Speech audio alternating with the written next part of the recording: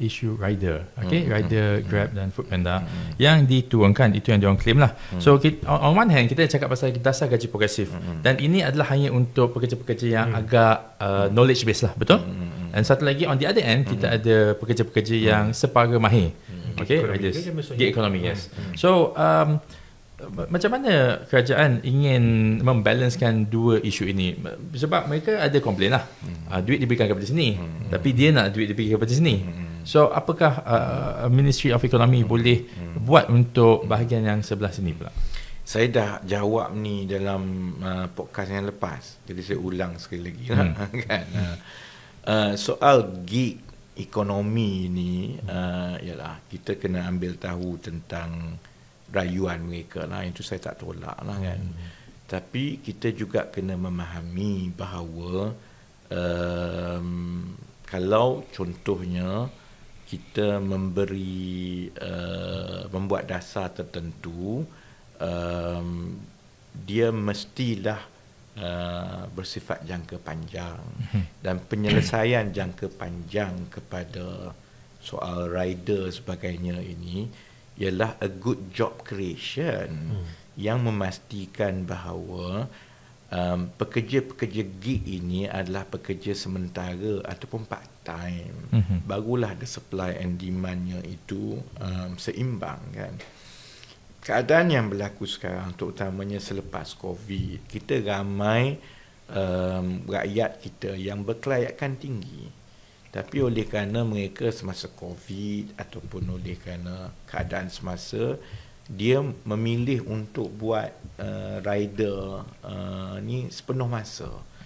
Jadi pandangan saya, penyelesaiannya itu bukannya campur tangan terus menerus, kerana itu adalah di antara syarikat ini, dan syarikat ni ada dua je, Grab dengan Foodpanda. Lepas ni Foodpanda pun nak kena beli, tinggal satu je.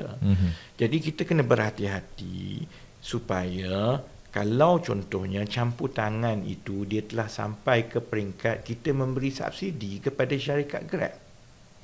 Kan? So we have to be careful juga kan.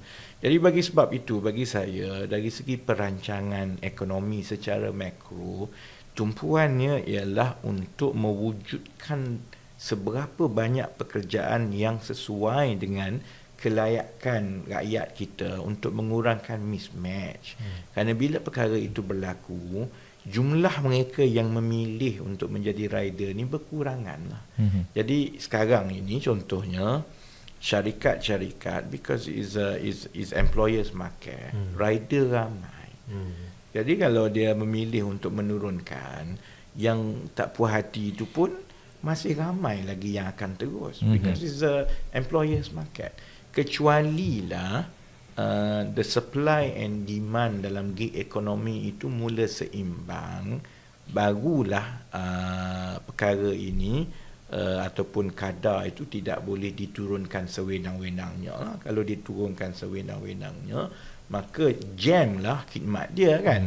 So that is, I think, the process that we have to go through, and that is the navigation that we have to make lah. Tapi di peringkat kami yang bertanggungjawab merancang ekonomi untuk jangka masa panjang, improving the job market to me is a more sustainable solution to the short term disruption of the gig ekonomi yang kita tengok sedang berlaku sekarang, rather than intervening directly in the gig economy.